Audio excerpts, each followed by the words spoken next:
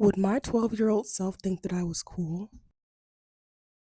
This question has been following me around lately, not in a loud way, not urgently, just quietly, persistent. While I'm walking down the street, enjoying the calm and silence of my home, or watching the city move around me.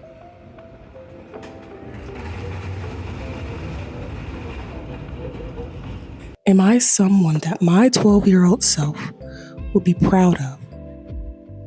I've been thinking about it more than usual because everything in my life just changed.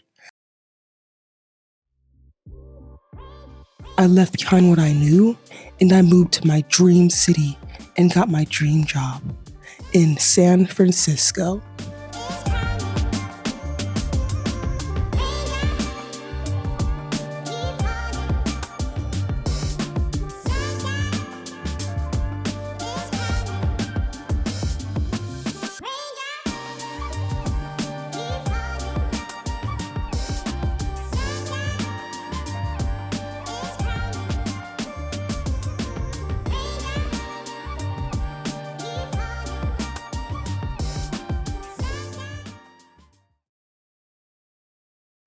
I started all over. And when you start over like that, you don't just question your future. You question your past, your choices, and how you got where you are today.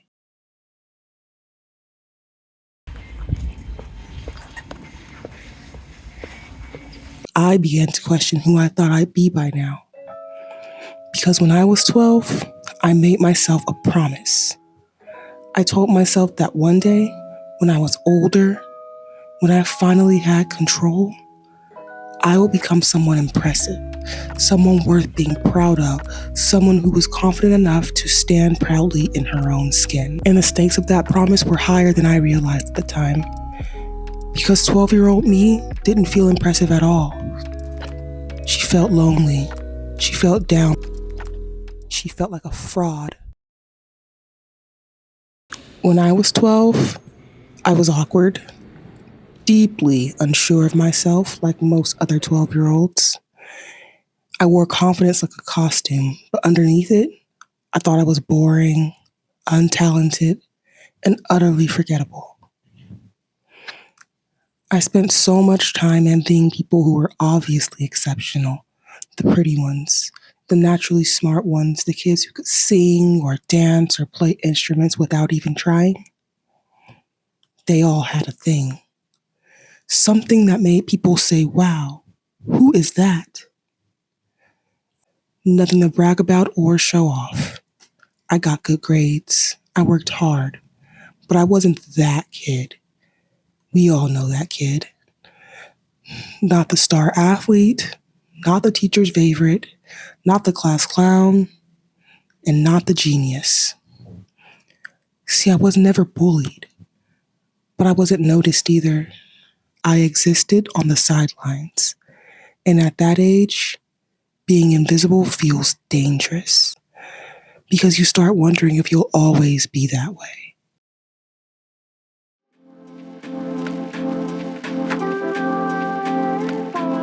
In sixth grade, I was tall, lanky, out of style, and painfully aware of it. I wanted to look older, more put together. I wanted my outer appearance to emanate confidence, true, authentic confidence. But I didn't know how to get there. I didn't understand trends. I understood that there were social rules, but I never felt able to conform to them without struggling or feeling like I was losing myself.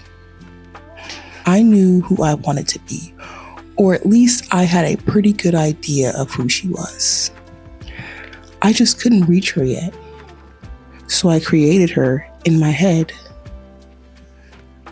To 12-year-old me, a cool person was someone confident, someone articulate, someone with hobbies they were actually good at, someone stylish but effortless about it, someone with friends, a home they weren't ashamed of, a life that people admired from the outside, someone stable, well-traveled, bold, and full of stories.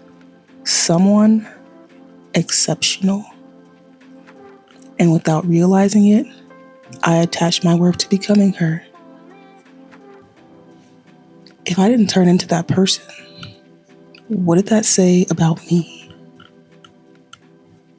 Would I be stuck behind this wall of anxiety, discomfort, and cringe forever? Would I never bloom?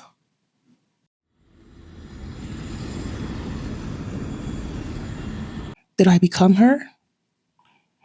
If I'm being honest, no, not exactly. Life interfered. Money, mental health, college, depression, social anxiety, the pandemic. Somewhere along the way, I realized that the version of adulthood I imagined at 12 didn't account for reality or grace. I didn't become effortlessly charming. I didn't build a huge social circle. I didn't turn into the magnetic, eloquent, stylish woman I thought I needed to be.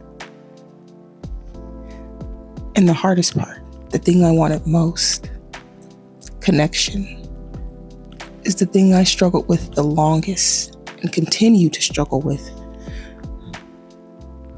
Nothing really replaces the space of having friends to confide in and hang out with.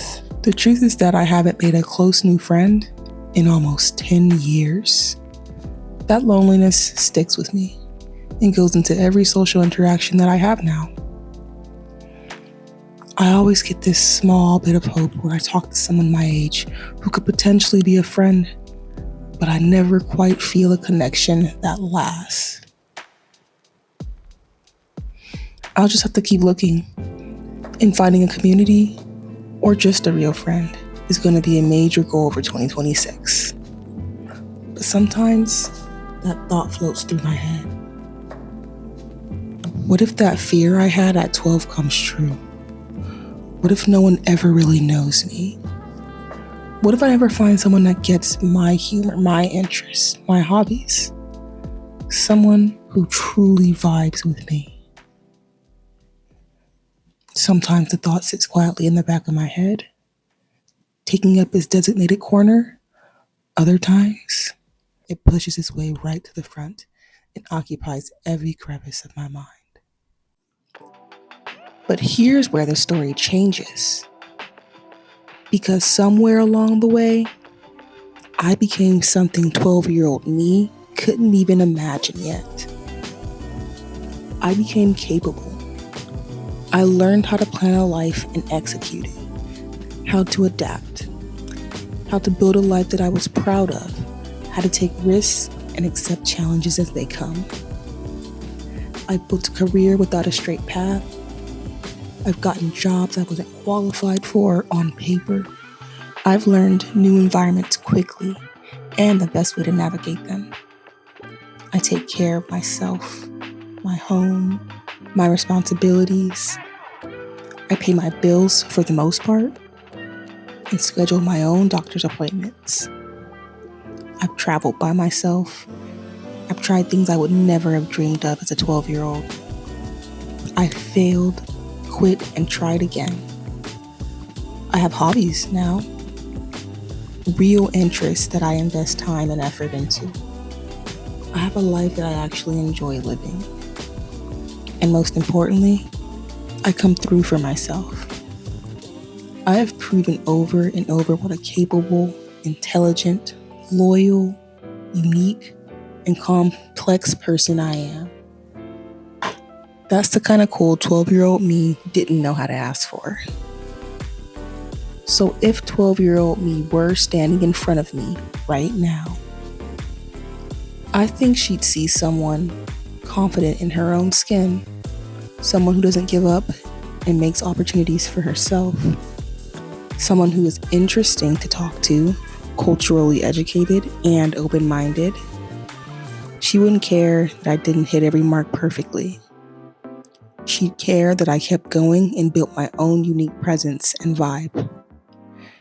I've kept friends for years and years throughout high school and college and still make time to hang out with them. that I moved to the city of my dreams, that I got and am good at my dream job, and that I'm learning who I am instead of sitting invisible on the sidelines.